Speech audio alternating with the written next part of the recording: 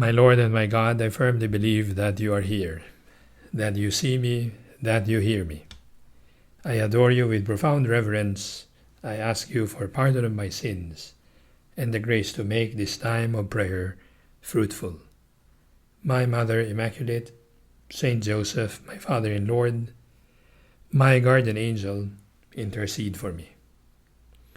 Our Lord ended today's Gospel by saying, "Many who are first will be last, and the last first." Well, that gave me a flashback of the recent Tokyo Olympic Games, because what came to my mind was that Tunisian swimmer who went from last to first, Ahmed Hafnaoui, who won the finals of the men's 400-meter freestyle. He actually entered the finals as an afterthought, given that he barely even qualified for the final event. Hafnaoui had the slowest qualifying time of any of the 8 finalists.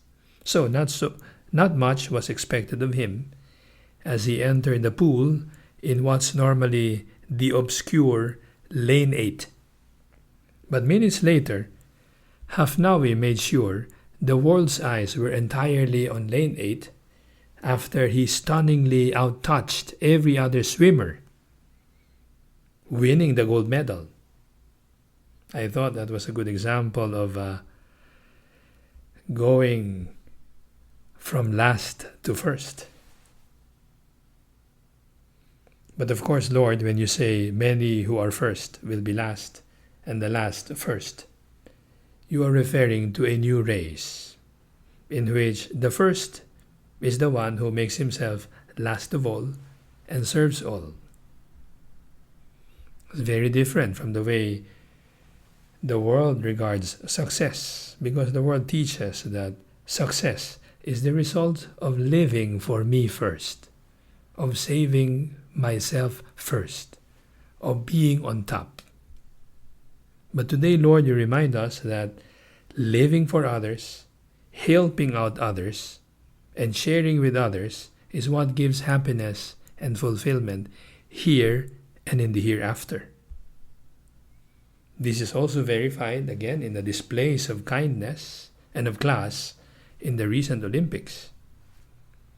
An extraordinary Olympic Games where mental health has been front and center. But on top of that, during the Olympics, acts of kindness were everywhere. Acts of kindness which were actually acts of greatness. As in the example of runners Isaiah Jewett of the US and Nigel Amos of Botswana. The two got tangled and they fell during the 800-meter semifinals. Rather than get angry, they helped each other to their feet.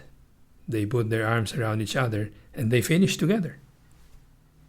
In the Olympics, we saw the world's most competitive athletes showing gentleness, showing support to one another, celebrating, pep-talking, wiping away one another's tears of disappointment.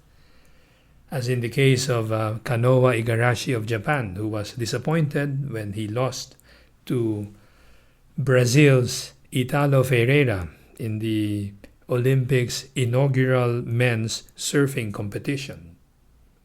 He missed his shot at gold on the beach he grew up surfing, so he was criticized online by trolls.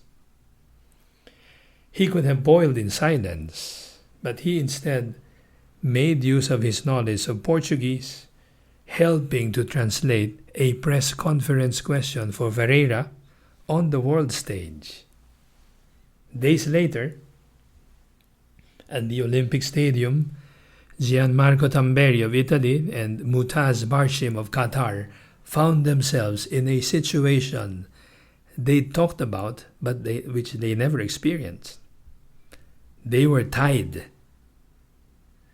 Both high jumpers were perfect until the bar was set to the Olympic record height of 7 feet 10 inches.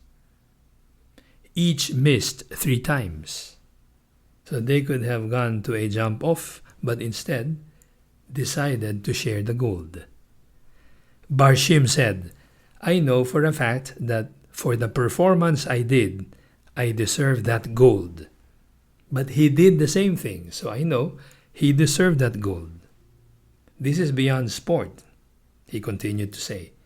This is the message we deliver to the young generation. Then they decided to share the gold.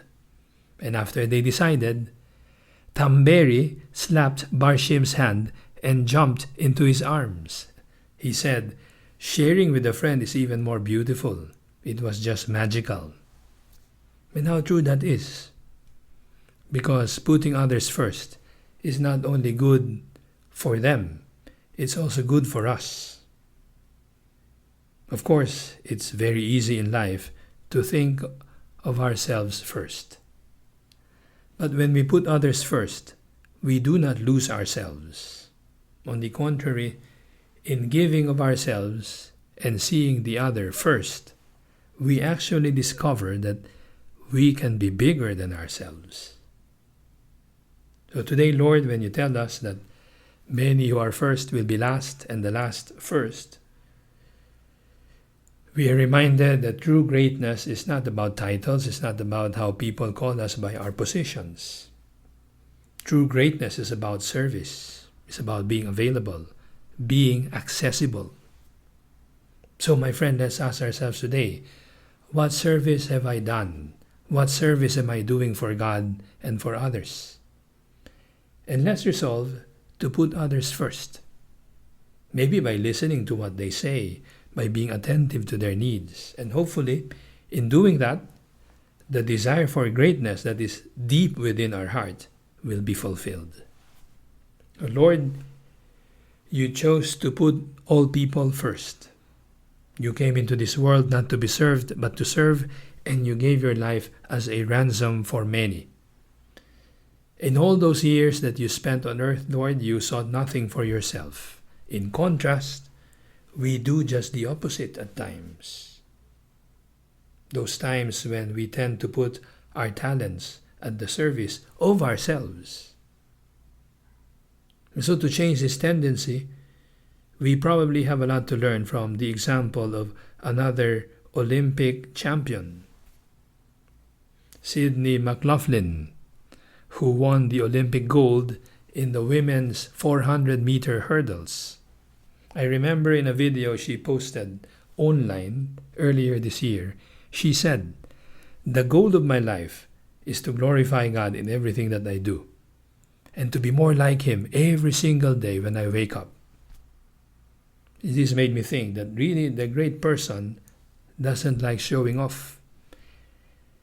The great person knows that his or her purpose in life is not to shine and be highly regarded, but to carry out a mission for God and for others. As Sydney said, the goal of my life is to glorify God in everything that I do, and to be more like Him every single day when I wake up. So the truly great person acknowledges that our talents, our virtues come from God, and that those talents are precisely to be used for others, to build them up, to alleviate their suffering. We turn to our Mother Mary for help in putting into effect what we have prayed about. We know that God did great things in her because He looked upon her humility. So Mary will teach us to be truly great by being truly humble. She will help us discover what it takes to be really number one in the eyes of God. I thank you, my God, for the good resolutions, affections, and inspirations that you have communicated to me this meditation. I ask your help to put them into effect. My Mother Immaculate, Saint Joseph, my Father and Lord, my guardian angel, intercede for me.